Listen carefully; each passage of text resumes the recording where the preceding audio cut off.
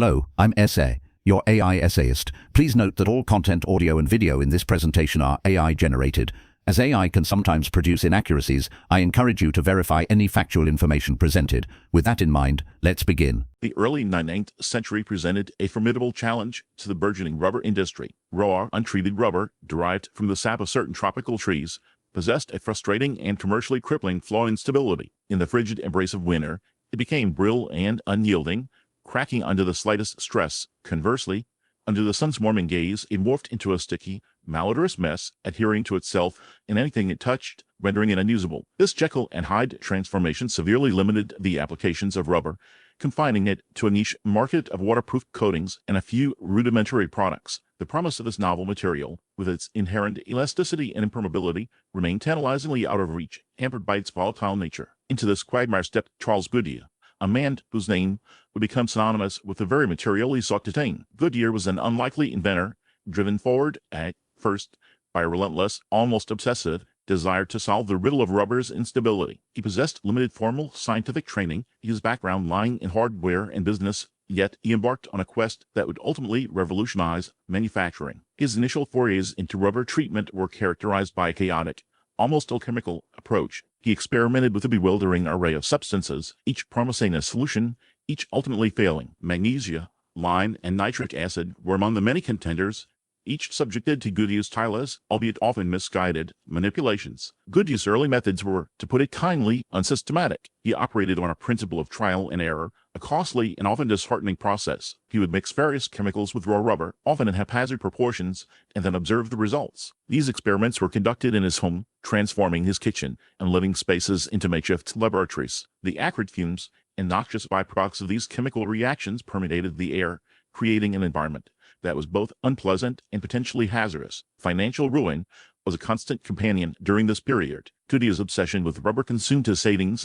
plunged him into debt, and strained his relationships. He faced repeated setbacks, each failure deepening his financial woes. The products resulting from these early experiments were uniformly disastrous. They appeared promising at first, exhibiting a temporary improvement in stability. However, this improvement was fleeting. Within a short period, often days or even hours, the treated rubber would revert to its original, undesirable state, becoming either brittle or sticky, rendering the entire process futile. The core intellectual problem that Goodyear grappled with was fundamentally one of chemical structure. He sought to understand the underlying molecular arrangement of rubber and to find a way to permanently alter it, to stabilize it against the ravages of temperature fluctuations. He intuitively understood that the key lay in modifying the rubber at a fundamental level, creating a material that was inherently resistant to change. However, lacking a formal background in chemistry, he was forced to rely on empirical observation and experimentation, a slow and arduous path. He lacked the theoretical framework to guide his investigations, relying instead on intuition and a stubborn refusal to concede defeat. The scientific community of the time possessed a limited understanding of polymer chemistry. The concept of long-chain molecules and their behavior under varying conditions was still in its infancy. Goodyear was, in essence, attempting to solve a problem for which the necessary scientific tools and knowledge were yet to be fully developed. His initial failures, while devastating for Goodyear personally, served a valuable, if unintended, purpose. They acted as cautionary tales for other inventors and entrepreneurs venturing into the field of rubber processing. They highlighted the inherent complexities of rubber chemistry and the difficulty of achieving lasting stability. These early missteps demonstrated that a superficial treatment of rubber was insufficient, that a more profound and permanent alteration was required. Other inventors, witnessing Goodyear's struggles, approached the problem with a greater degree of caution and a deeper appreciation for the underlying scientific challenges. The rapid decomposition of Goodyear's early products served as a stark reminder of the need for rigorous testing and a thorough understanding of the chemical processes involved. These failures, in a paradoxical way, contributed to the overall advancement of the field by setting a high bar for success and discouraging superficial solutions. The lessons learned from Goodyear's early experiments, born of frustration and financial hardship, paved the way for future breakthroughs. They underscored the need for a more systematic and scientifically informed approach to rubber processing. They demonstrated the limitations of simple chemical additives and the necessity of achieving a fundamental transformation of the rubber molecule. These early failures, therefore, were not simply setbacks,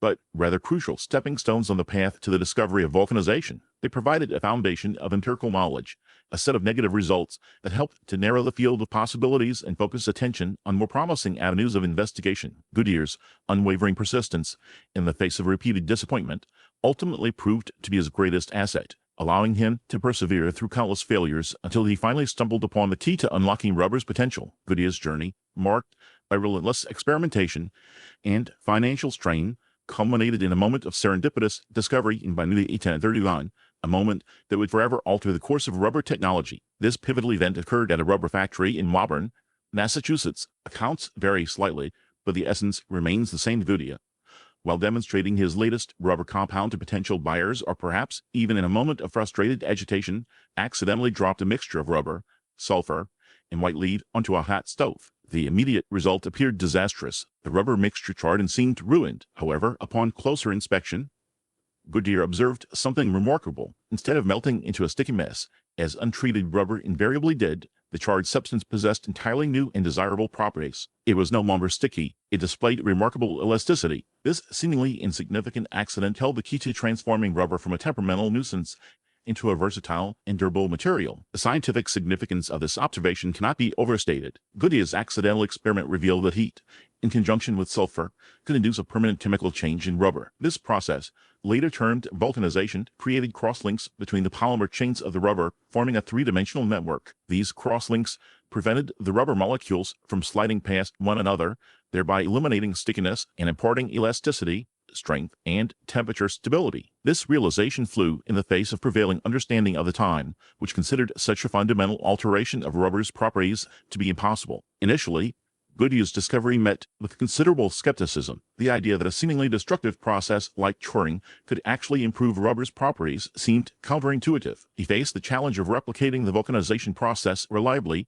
and controlling its parameters to achieve consistent results. The precise temperature, duration of heating, and proportion of sulfur were all critical factors that needed to be carefully optimized. Early attempts to reproduce the effect sometimes yielded inconsistent or unsatisfactory outcomes, fueling doubts among potential investors and manufacturers. Goodyear embarked on a period of intensive experimentation to refine and perfect his vulcanization technique. He meticulously varied the temperature of the heating process, ranging from gentle warmth to intense heat. He explored a wide range of sulfur concentrations, carefully measuring the effect of each variation on the final properties of the rubber. He tested different types of sulfur and experimented with the addition of other chemical additives, such as metallic oxides, to further enhance the vulcanization process. Through painstaking trial and error, he gradually gained a deeper understanding of the complex chemical reactions involved in vulcanization. He discovered, for example, that the optimal temperature for vulcanization depended on the specific type of rubber and the amount of sulfur used. He also found that the addition of certain metallic oxides,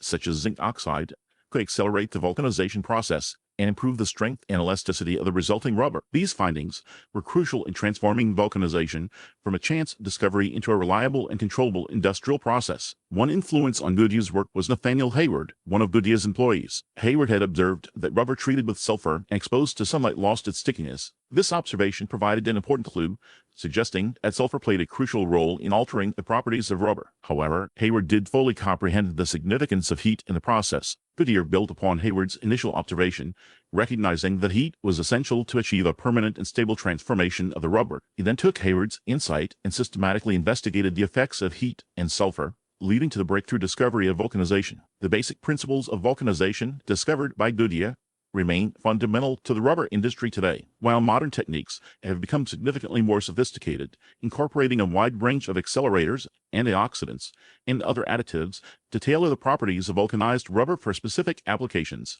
the underlying chemical process remains the same. The cross-linking of rubber polymers with sulfur induced by heat is still the cornerstone of rubber manufacturing worldwide. Modern relevance is evident in the tires that enable transportation, the hoses that carry fluids, the seals that prevent leaks, and countless other products that rely on the unique properties of vulcanized rubber. The discovery of vulcanization was transformative, enabling the widespread use of rubber in a vast array of industrial and consumer applications. Goodyear's serendipitous discovery, born of persistence and keen observation, continues to shape the world around us. His legacy extends far beyond the iconic tire company that bears his name, encompassing the entire field of rubber technology and its countless contributions to modern society. The transformative impact of vulcanization upon the world of rubber technology and its myriad applications is undeniable. However, the path to widespread adoption and commercial success for Charles Goodyear was laden with obstacles, chief among them the arduous process of securing and, more critically, defending his patent. The complexities of patent law during the mid-19th century coupled with a rampant disregard for intellectual property rights, presented a formidable challenge to Goodyear's efforts to reap the rewards of his ingenuity. His story serves as a stark reminder of the struggles faced by inventors in protecting their creations and the vital role of a robust patent system in fostering innovation. Patent law in the United States during Goodyear's era, while established, was a relatively nascent field. The Patent Act of 1997 laid the groundwork for the modern patent system, but its implementation and enforcement were often inconsistent and subject to considerable legal interpretation. The burden of proof rested heavily upon the inventor to demonstrate the novelty, utility, and non-obviousness of their invention. Furthermore, the relatively limited resources available to the patent office at the time meant that thorough examination of patent applications was often challenging, leading to the issuance of patents that were later deemed invalid or unenforceable. Goodyear's initial patent for vulcanization, obtained in 1844, was immediately met with a barrage of infringements. Competitors, eager to capitalize on the burgeoning market for rubber goods, brazenly copied his process, often making minor alterations in an attempt to circumvent the patent. These infringers ranged from small-scale manufacturers to larger, more established companies, all seeking to profit from Goodyear's innovation without compensating him for his intellectual property. The legal battles that ensued were protracted, expensive, and emotionally draining for Goodyear. He was forced to engage in a constant cycle of litigation, filing lawsuits against infringers in various jurisdictions across the United States. Each case required him to gather evidence, hire legal counsel, and present compelling arguments to demonstrate the validity of his patent and the infringement by the defendant. These legal proceedings consumed a significant portion of his time and resources, diverting his attention from further research and development. One notable case involved a dispute with Horace H. Tay, a prominent rubber manufacturer who had initially licensed Goodyear's process but later began to infringe upon the patent. The lawsuit, which dragged on for several years, involved complex technical arguments about the nature of vulcanization and the scope of Goodyear's patent claims. Day argued that his process differed sufficiently from Goodyear's to avoid infringement, while Goodyear maintained that Day was essentially using his invention without authorization. The court ultimately ruled in Goodyear's favor, but the victory came at a considerable cost in terms of time, money, and emotional strain. In another significant case, Goodyear sued Charles Mackintosh, the Scottish inventor of waterproof fabrics, for infringing his vulcanization patent. Mackintosh had been using a process similar to vulcanization to treat his fabrics, and Goodyear argued that this constituted an infringement of his patent rights. The case involved a detailed examination of the chemical processes involved and the extent to which Mackintosh's process was derived from Goodyear's invention. The outcome of this case further solidified Goodyear's patent rights and helped to establish the scope of his invention. The financial strain imposed by these legal battles was immense. Goodyear was constantly in debt, struggling to meet his financial obligations while simultaneously funding his legal expenses. He mortgaged his property, borrowed money from friends and family, and even resorted to selling his personal belongings to raise funds for his legal defense. The constant financial pressure took a heavy toll on his health and well-being, adding to the already considerable stress of defending his patent. The legal complexities of the time further exacerbated Goodyear's challenges. Patent law was evolving, and the courts were often grappling with new and complex issues related to intellectual property rights. The burden of proof on the patent holder was substantial, and the cost of litigation could be prohibitive, particularly for independent inventors like Goodyear who lacked the resources of larger corporations. The lack of clear legal precedent and the inconsistent application of patent law made it difficult for Goodyear to predict the outcome of his legal battles and to effectively protect his invention. Despite these obstacles, Goodyear persevered, driven by his unwavering belief in the value of his invention and his determination to secure his rightful place in history. He fought tirelessly to defend his patent, often at great personal sacrifice, and his efforts ultimately helped to establish the importance of the patent system in protecting intellectual property and incentivizing innovation. Goodyear's struggles with patent protection served as a cautionary tale for other inventors, highlighting the importance of meticulous documentation, comprehensive patent claims, and aggressive legal defense. His experience underscored the need for inventors to be vigilant in protecting their intellectual property rights and to be prepared to defend their patents against infringement. The lessons learned from Goodyear's battles helped to shape the development of patent law and to strengthen the protections afforded to inventors. The importance of a robust patent system in fostering innovation cannot be overstated. Patents provide inventors with a limited period of exclusivity, allowing them to recoup their investment in research and development and to profit from their creations. This incentivizes innovation by providing inventors with the assurance that their efforts will be rewarded, encouraging them to take risks and to invest in new technologies. Furthermore, The patent system promotes the dissemination of knowledge by requiring inventors to disclose the details of their inventions in their patent applications. This information becomes publicly available, allowing others to build upon existing technologies and to develop new and improved products and processes. The patent system thus serves as a catalyst for technological progress, driving innovation and benefiting society as a whole. Goodyear's legacy extends far beyond his invention of vulcanization. His unwavering determination to protect his intellectual property rights helped to shape the development of the patent system and to underscore the importance of innovation. His story serves as an inspiration to inventors everywhere, reminding them of the challenges they may face and the rewards that can be achieved through perseverance and dedication. The struggles he endured to secure and defend his vulcanization patent ultimately paved the way for the widespread adoption of rubber technology and its countless contributions to modern society, a testament to the enduring power of innovation and the importance of protecting intellectual property. Goodyear's legacy extends far beyond his invention of vulcanization. His unwavering determination to protect his intellectual property rights helped to shape the development of the patent system and to underscore the importance of innovation. His story serves as an inspiration to inventors everywhere, reminding them of the challenges they may face and the rewards that can be achieved through perseverance and dedication. The struggles he endured to secure and defend his vulcanization patent ultimately paved the way for the widespread adoption of rubber technology and its countless contributions to modern society, a testament to the enduring power of innovation and the importance of protecting intellectual property. The advent of vulcanization unlocked a Pandora's box of possibilities for rubber applications, transforming it from a temperamental curiosity into a versatile material suitable for a multitude of purposes. Prior to Goodyear's process, rubber goods suffered from stickiness in warm weather and brittleness in the cold, severely limiting their utility. Vulcanization addressed these shortcomings, endowing rubber with stability, elasticity, and durability across a wide temperature range. This transformation fueled an explosion of innovation as manufacturers and inventors eagerly sought to harness the newfound potential of the material. One of the earliest and most significant applications of vulcanized rubber was in the production of waterproof fabrics. Before vulcanization, attempts to create waterproof materials using raw rubber proved largely unsuccessful. The rubber coatings would either become sticky and dissolve in warm weather or crack and lose their elasticity in cold weather. Vulcanized rubber, however, provided a stable, waterproof barrier that could withstand the elements. This led to the development of a wide range of waterproof clothing, including coats, cloaks, and boots, which quickly gained popularity among outdoor workers, travelers, and sportsmen. Charles Mackintosh, a Scottish chemist, had pioneered rubberized fabrics before vulcanization, but his products suffered from the limitations of untreated rubber. Goodyear's vulcanization process enabled the creation of truly reliable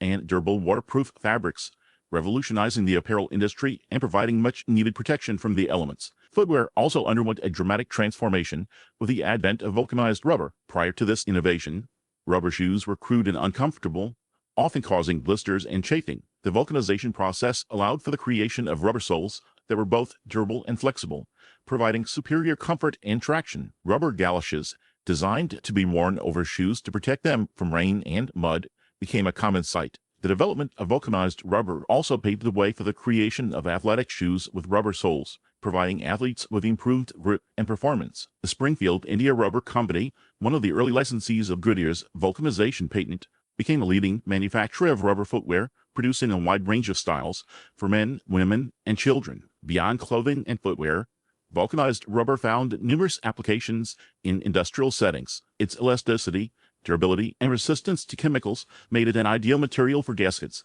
seals, hoses, and other components used in machinery and equipment. Rubber belting, used to transmit power in factories and mills, became an essential component of industrial production. Vulcanized rubber also found applications in the transportation industry, where it was used for carriage tires, springs, and other parts. The use of rubber in these applications helped to improve the efficiency, reliability, and safety of industrial processes. The early manufacturing processes for vulcanized rubber goods were relatively simple, but they required careful attention to detail and precise control of temperature and time. The basic process involved mixing raw rubber with sulfur and other additives, shaping the mixture into the desired form, and then heating it in a vulcanizing oven or press. The heat caused the sulfur to react with the rubber molecules, creating cross-links that gave the rubber its characteristic properties. The temperature and duration of the vulcanization process varied depending on the specific formulation and the desired properties of the finished product. One of the challenges of scaling up the production of vulcanized rubber goods was ensuring consistent quality. Variations in the raw materials, mix and process,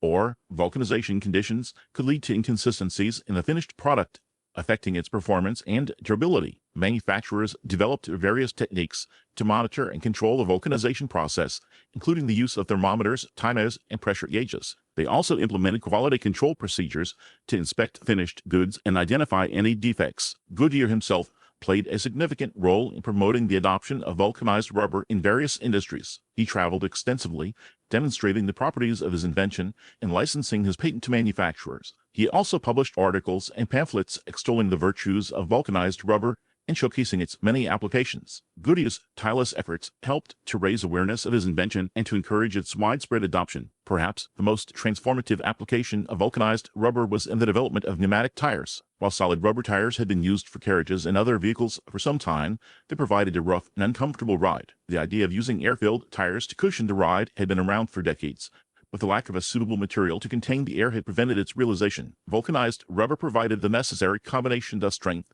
flexibility, and impermeability to make pneumatic tires a practical reality. In 1888, John Boyd Dunlop, a Scottish veterinarian, invented the first practical pneumatic tire for bicycles. Dunlop's invention consisted of an inflatable rubber tube encased in a canvas cover. The vulcanized rubber tube provided an airtight seal, while the canvas cover provided strength and durability. Dunlop's pneumatic tires provided a much smoother and more comfortable ride than solid rubber tires, quickly gaining popularity among cyclists. Dunlop's invention of the pneumatic tire was directly enabled by Goodyear's vulcanization process. Without vulcanized rubber, it would have been impossible to create a tire that could withstand the pressure of the air inside and the wear and tear of everyday use. Goodyear's invention thus laid the foundation for the modern tire industry, which has revolutionized transportation and enabled the development of automobiles, airplanes, and other vehicles. The impact of vulcanization on modern society is profound and far-reaching. Vulcanized rubber is used in countless products, from tires and hoses to seals and gaskets. It is an essential material in the automotive,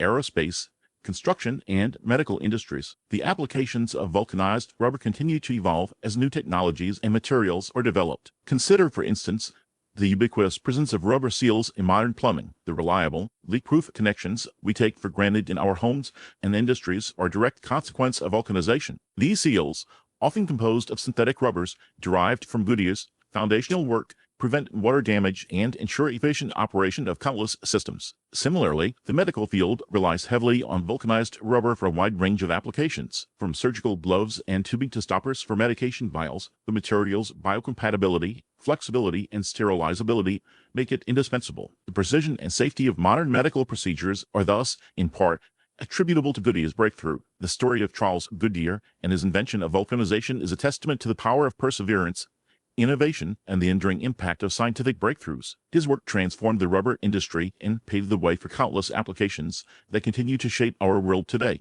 Charles Goodyear's legacy extends far beyond the tires that bear his name. His invention of vulcanization was a watershed moment, transforming a fickle substance into a material of remarkable utility and durability. It is a story of scientific triumph intertwined with personal hardship, a narrative that speaks to the complex realities of innovation and entrepreneurship. The irony of Goodyear's life lies in his persistent financial struggles despite the immense commercial success of his discovery. While the rubber industry flourished, fueled by his vulcanization process, Goodyear himself battled debt and legal challenges throughout much of his life. Several factors contributed to this unfortunate situation. Patent disputes were a constant drain on his resources. Goodyear faced numerous infringements on his patents, forcing him to engage in costly and time-consuming litigation to protect his intellectual property. The legal system of the era, while intended to safeguard inventors' rights, often proved cumbersome and expensive, particularly for individuals lacking substantial financial backing. Poor business decisions also played a role. Goodyear, while a brilliant inventor,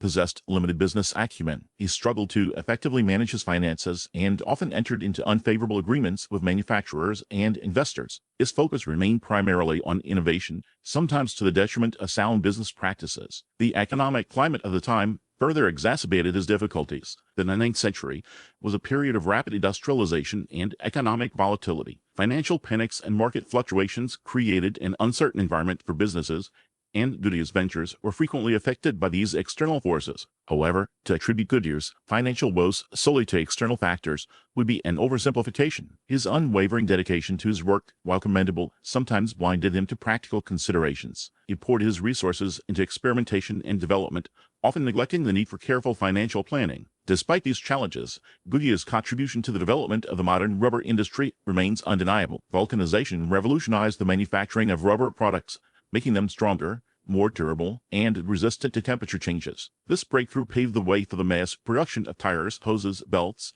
and countless other items that are essential to modern life. The impact of Goodyear's invention extends far beyond the realm of transportation. As previously detailed, vulcanized rubber plays a crucial role in a wide range of industries, from construction and manufacturing to medicine and aerospace. Its versatility and reliability have made it an indispensable material in countless applications. Reflecting on Goodyear's life, one is struck by the broader implications of innovation and the challenges faced by inventors in bringing their ideas to fruition. The path from scientific discovery to commercial success is often fraught with obstacles, including technical hurdles, financial constraints, and legal battles. The story of Charles Goodyear raises important ethical questions about intellectual property and the balance between protecting inventors' rights and promoting public access to innovation. While patents are intended to incentivize innovation by granting inventors exclusive rights to their creations, they can also create barriers to competition and limit the diffusion of knowledge. A delicate balance must be struck to ensure that inventors are adequately rewarded for their contributions without stifling further innovation. One can draw parallels between Goodyear's struggles